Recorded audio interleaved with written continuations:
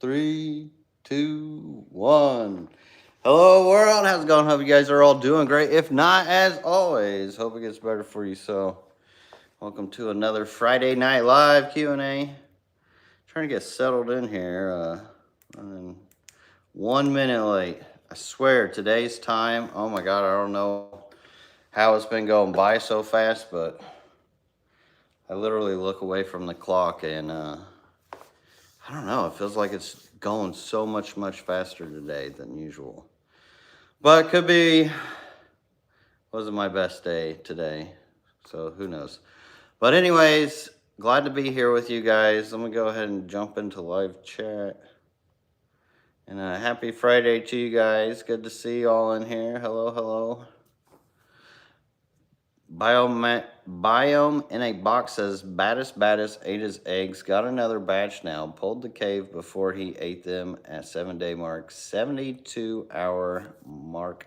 Eggs hatch. All right, only 3 days. Not too bad. Notice more fungus over without the parent. So yeah, I'm sure that the parents, I know with the peacock gudgeon type fish and many fish that do lay their eggs like that, apistos and stuff, they'll kind of tend to fan the eggs and keep things from settling on them as much. And maybe that has a lot to do with it, is how they care for the eggs while they're sitting there for the 72 hours. But good to know that it only takes 3 days to really hatch out baddest. I didn't know that. So thanks for sharing your experience off the bat with that. Oh, Dave, you like that lizard video? Yeah, he just popped out of nowhere yesterday. I'm just looking over towards my fish tanks, and there he was, just big old throat out. I'm like, wow. I'm like, I gotta take a video of this, which I got a bunch of videos for you guys I've got to edit, but it just seems like things have been just keeping me from doing that. So today, and many of you guys may have heard me speak upon it, that I was fighting termites. And it feels like I've been fighting them for like the last 2-3 weeks. Just they'll pop out of one area. I feel like I got all the spaces. Like I sprayed all around my barn and I got them in all those spaces. But then there's like this crack that goes in between the concrete. And well, they had embedded themselves into the wall over in the corner over here, into that wall right there, and ended up pulling out the plywood because I was seeing them coming out of there. The whole board was just loaded with them. I've got that spot taken care of. And then they started coming out from like the storage area back here, because there's like this spot that they come up, and they just kept coming out of it, little bit by little bit. And I actually suffer from GERD, and last night, GERD was attacking me bad. Felt like I was drowning and dying in my sleep. It's horrible. But I didn't get much sleep last night. And then I come in here just hoping to have a good day, doing what I had planned. And then I thought I had all those termites taken care of. But if you see this wall here, there's another crack to where this thing's on it. And I would spray under it, but I guess it didn't get under it enough. And they literally crawled all the way up it. And I was literally like, God, why? Why am I doing it? Like, what's up, God? What's the reason for this? And, you know, I wasn't happy about it for the longest time today, but I guess it was just his way of letting me know that I better deal with that now instead of just putting it off till later. So I had to come in and take off all those boards on my nice wall there. You can see I took this board off just to see if there was any down there. But this whole side, this was fine. The bottom piece and then all the way up here, they're about to get into this. So luckily I got to it in time that they didn't get up above that. But oh my God, what a pain. So if you have cracks in your concrete, be sure you treat those for termites as well, because they will literally burrow through whatever you fill. That grout, they can burrow right through it. It's crazy. I think I'm gonna get some of those bait traps you put in your yard for them too. Oh, let me, oh, did I already start it? Oh, no, I didn't. Boom, throw the TV up there. Had to put on, but we're gonna do Eric Bodrock's fish room tour. Ain't seen that in a long time. This was way back. I don't even remember what year this was. But look at those Plecos. Freaking cool. But we're going to let that play in the background. If you guys want to watch it later, you just hit up LRB Aquatics, Eric Bodrock fish room tour. And there's actually a couple of fish room tours of his, and then also his wife, Regina's. All right, let me see here. Mr. Matthew. Thank you again for the awesome support. $20 super chat. Dude, I love it. I appreciate you so much. And hopefully you get your order here soon. Did you get that in today? Or it's probably going to come in on Saturday. Hopefully not Monday, because I know you ordered quite a bit. And LRBAquatics.com for all you guys out there. I did restock it. They moved it to a new kind of platform, so hopefully AI doesn't keep messing with me. But Mr. Matthew says to help with an exterminator. Just kidding.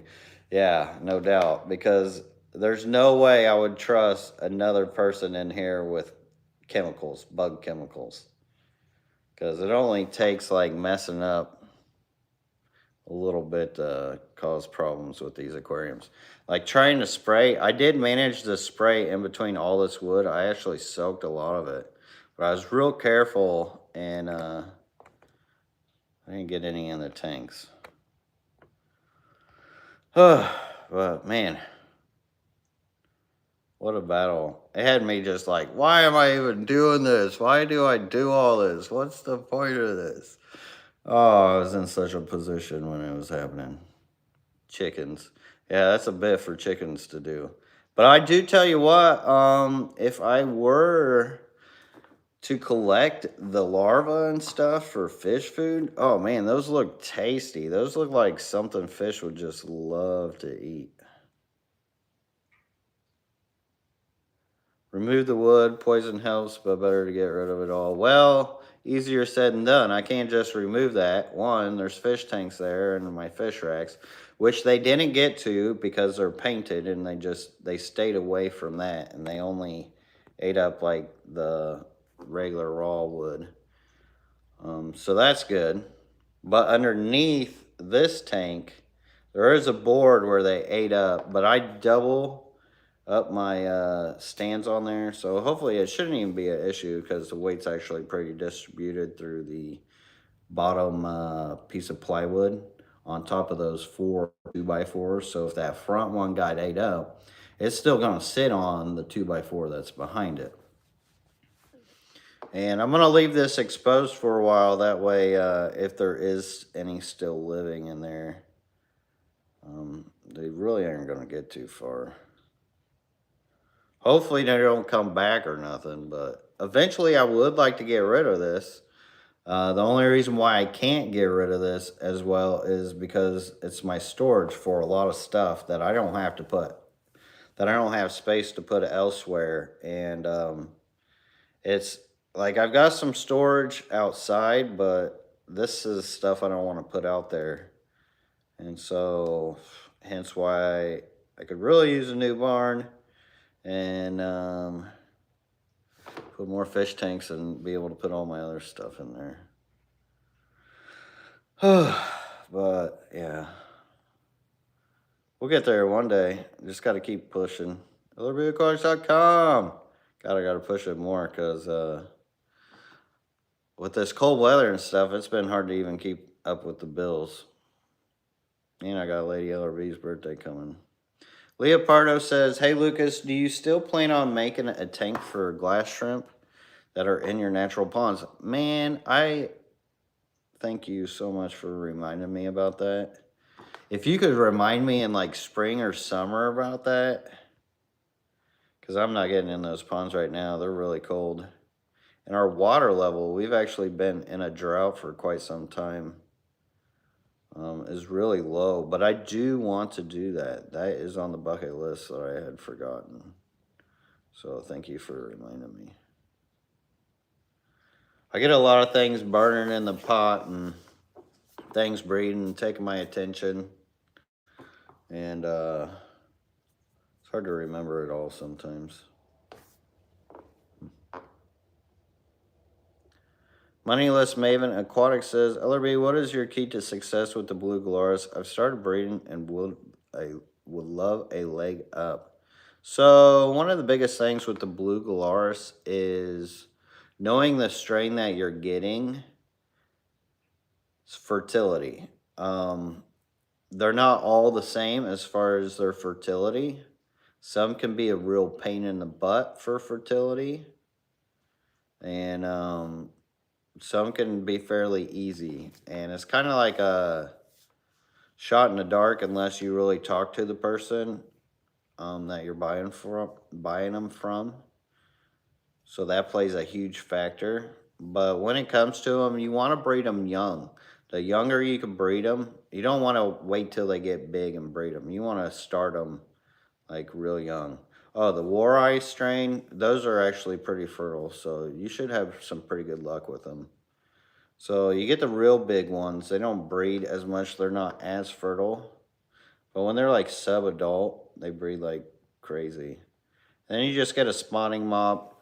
You could keep them in harder water, but you can't hatch out the eggs in harder water. You still got to do the whole peat moss thing. Now, I know some people have had luck with breeding them inside of the aquarium if their water's soft enough as well. And you would want to start off with more of a softer environment. But, you know, I've tried to do that so many times. I don't know if it's the strains I've done it with that I've just never had luck with doing it in that method. But I've seen videos of people doing it. And supposedly if you get enough rock and you get like even just like pea gravel and you just let the Galaris do their thing all over that and then remove them. If you got soft enough water, then you can get lucky and get some babies that way. But most people do it with the peat moss, and I believe it's like 30 days until they hatch. I can't remember what the hatch rate is. And as far as like hatching in the water, I've never actually experienced that myself, and I don't know if the hatch time is the same.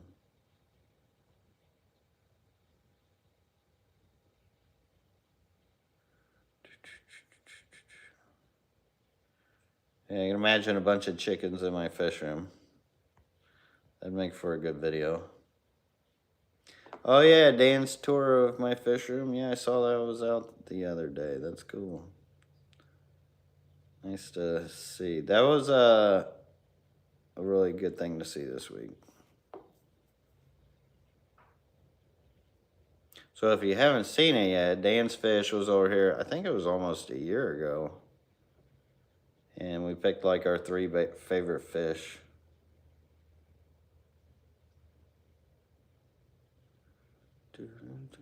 Yeah, these videos are great for referencing if you guys have never seen them. Like Missoula just mentioned, she does that.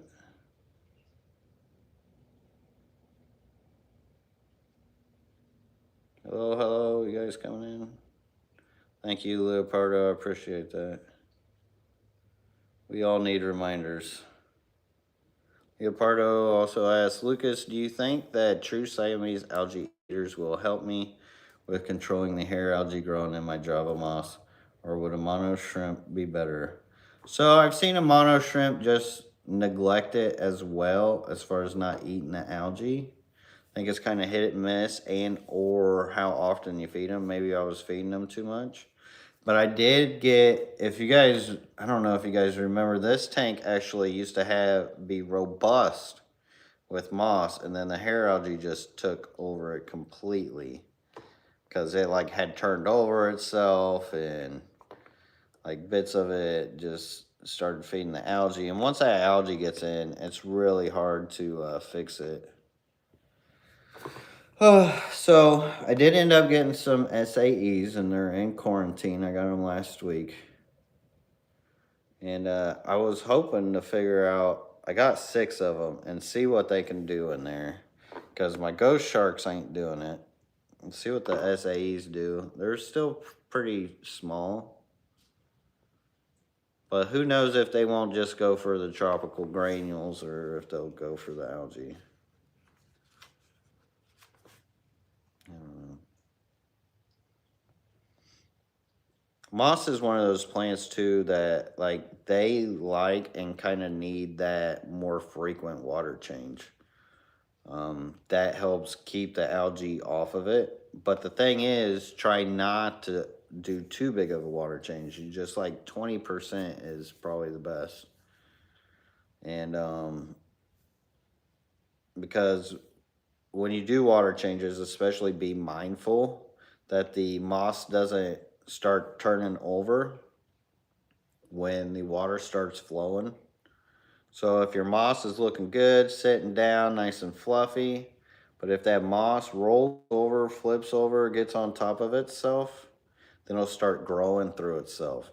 Then it feels like one feels like it's battling the other, vice versa, and then that's where algae comes in between them and is like, hey, let me get in on this party, and then starts causing more problems.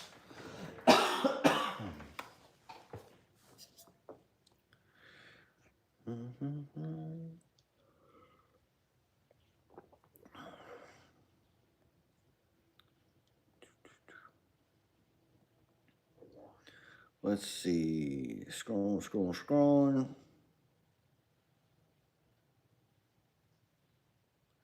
Chef Steve 8381 says, is 180 a good TDS for Malawi African cichlids? Nah, not so much. That's definitely on the soft side. So 200 is neutral TDS. So anything above that is considered harder. Anything under that is considered softer. But here's the thing. So I'm not saying you can't do it, because I've got 170 TDS, and my Tanganicans are fine in it. I actually got my first Malawis, the A size, and they're doing good so far. No issues. My Tanganicans breed all the time in the 170. So, you know, a lot of people say they prefer like 300-400. But I don't know. I don't think it's bad. I guess it would depend on the KH and GH. I don't know that for a fact, because TDS is pretty much a combination of that KH and GH. But usually water has both of them in it instead of just one. Because I know some fish just need KH. You'll be good.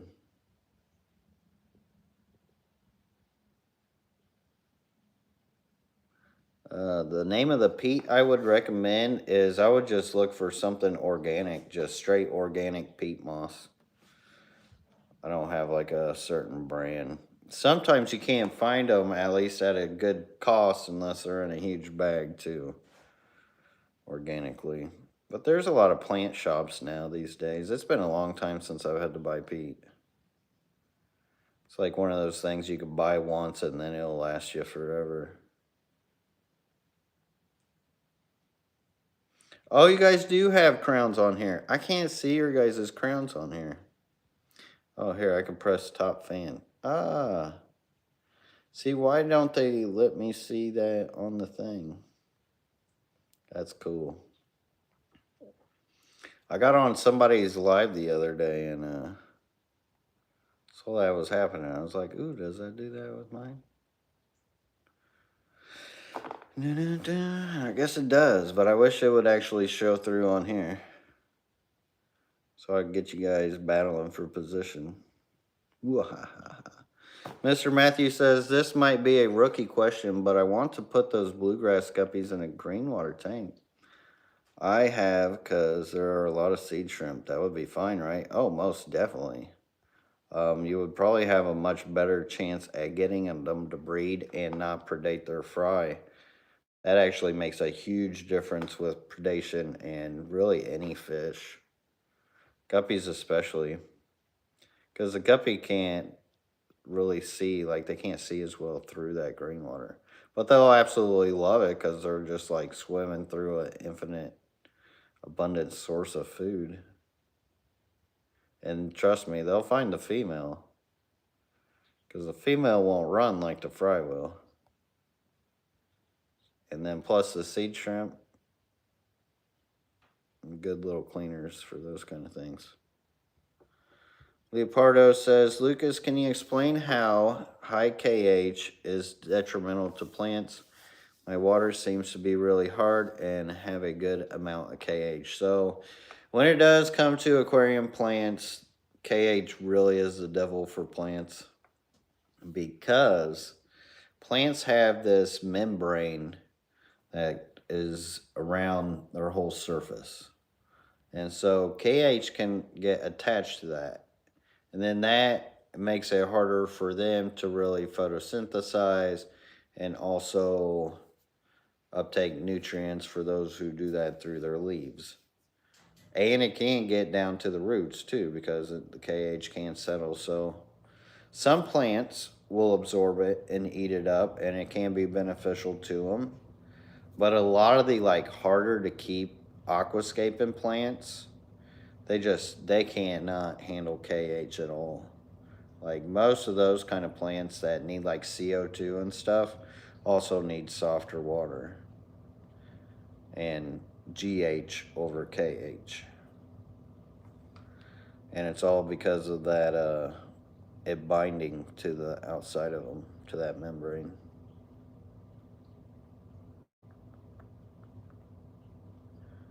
Let's see. Joe MTL says, hi, I used fish medicine in a quarantine tank. If I wish to reuse this tank for cherry shrimp, what could I do to clean this tank of any residue of medicine? So you could either just restart it and or I believe a lot of that medicine will naturally just kind of break down through the beneficial bacteria and the microbiology. And most of the medicines out there don't have an effect to shrimp anyway.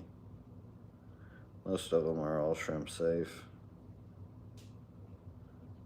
I don't really know of one that's not. I'd imagine some of those harsher ones, but I don't know what you're dosing. If you're just doing like general cure or something like that, or a dewormer, shouldn't be an issue.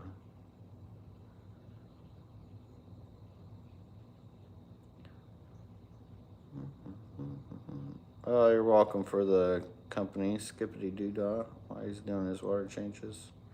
Fish Fam Link, reminding them to hit the like and subscribe. Thank you, Fish Fam Link, for doing that. Always good to see you in here.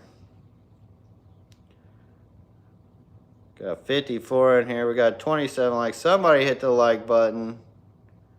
Thank you. Thank you. One of you guys. Only one of you guys. I appreciate all the rest of you, huh? Thanks for not hitting the like button. There we go. Another one hitting the like button. Now we're talking. Show me a little love. Damn. Let's see. You ever mess with the flagfish? Personal fave. So I absolutely love flagfish. Kind of grumpy. They got cute faces, lots of color.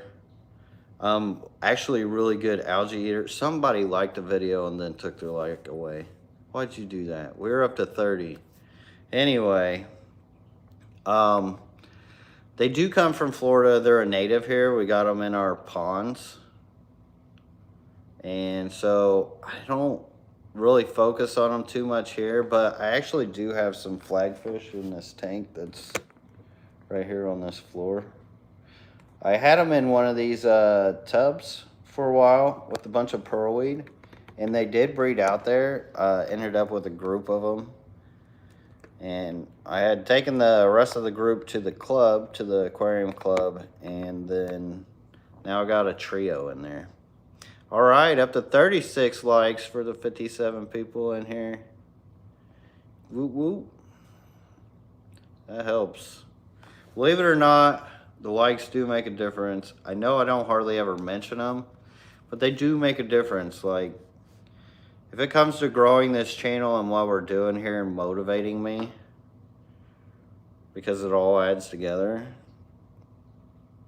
it does help. So I appreciate you guys for taking your time to hit that like button. Because, you know, not everybody bothers. Thanks for doing it. Leopardo also asks, so if my water already has a good amount of KH, should I remove the crushed coral mesh bags I keep in my filters? Depends on what you have them in there for. If you got like harder water fish or shrimp, or mostly that, or snails, then it could be beneficial to the system to keep it in there. But if you want to be more plant oriented, then take it out. So this is the difference and why a lot of tanks are different. Some tanks are more fish oriented, some are more shrimp oriented, some are more plant oriented. And what you want to do with your tank as far as that orientation actually dictates a lot of how you should approach your aquarium and put it together and your watering.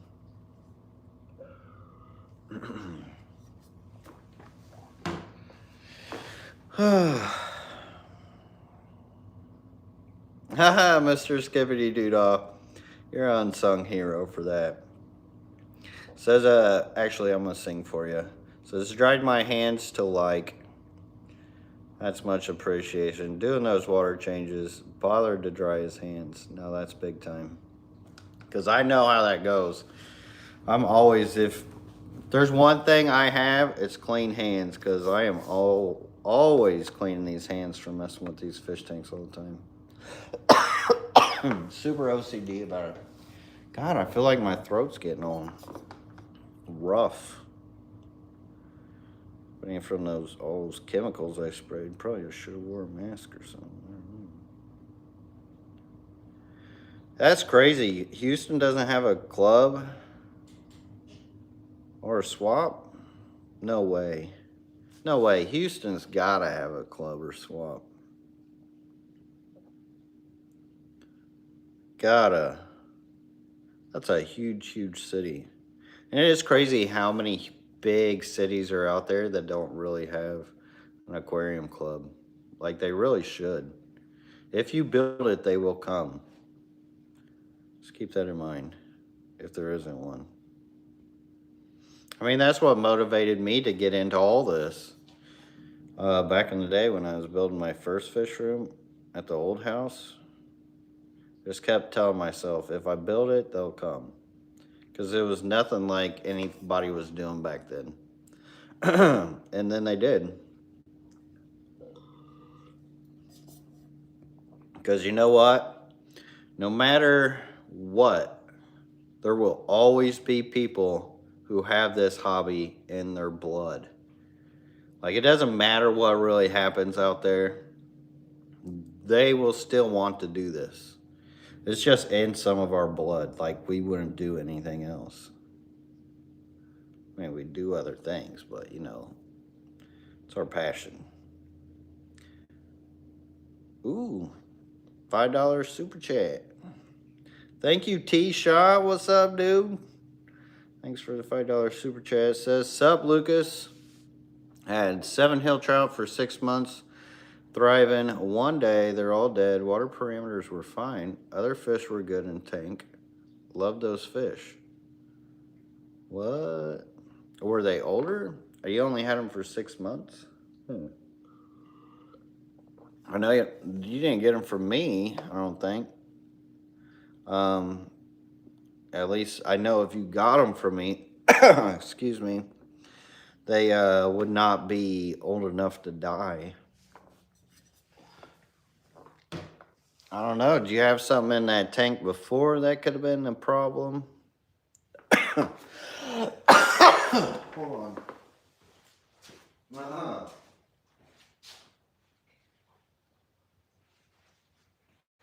Ooh. Man, my throat from last night. As I was telling everybody in the live earlier, actually, GERD's been a big problem for me. And last night, my esophagus just got tore up from my stomach acid. So I used to love spicy food. I would eat so much spicy food and bad food, and to the point that it really, I guess, caused problems. So I actually can't eat bread either. It destroys me. Some bread I'm fine with, but other bread, oh, like the gas will build up in with me, and then I can't get it out, and then it like pushes on there's a sphincter in your esophagus, and it pushes up on that, and it causes problems. And if it gets tore up too much, stomach acid can get in, and it's not fun waking up with that.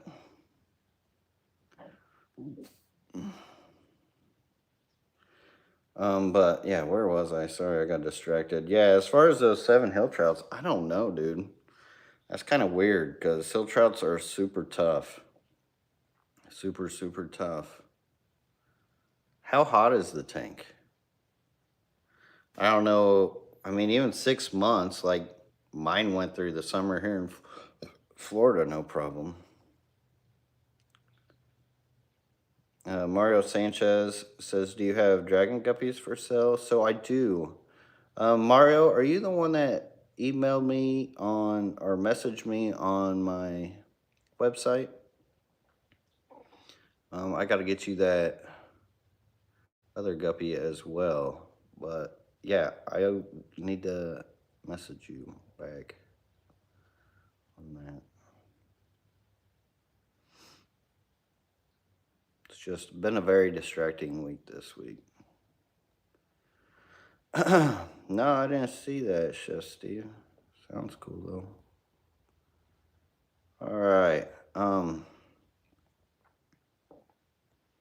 Yeah, I've been dealing with that termite poison for way too long too. Who knows? Yeah, if they all died like Divide by Zero mentioned says, I would bet it was environmental. That would be my guess.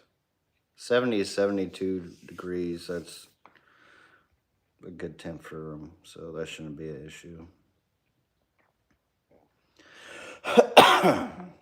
All right. Well, oh yeah, Mr. Matthew, it is brutal.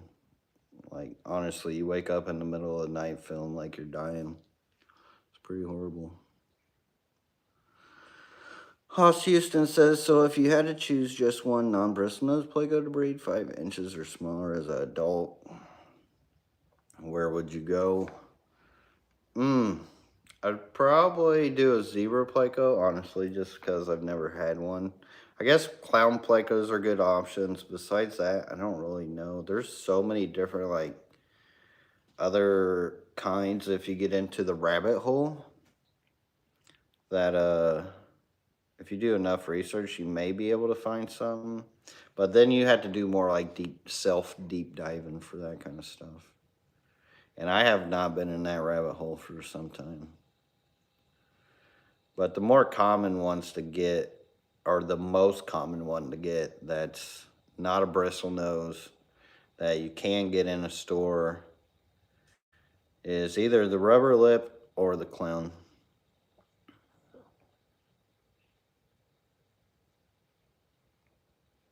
Ooh, I love SB raspberries. I hope they get better for you. I've never really used malachite green. It seems kind of harsh. Oh, you didn't have anything else? I don't know as far as if that really does anything with gill flukes. General Cure is usually a good one for gill flukes or ruby reef kick.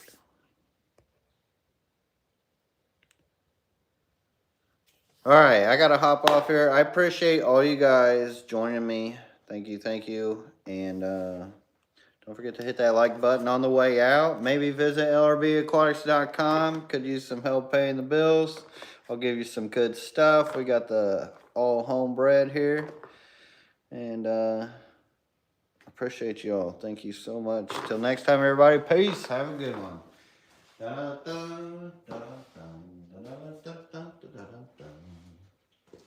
And yeah, so do dance when I sing that song. It's just a little shook with a little jiving.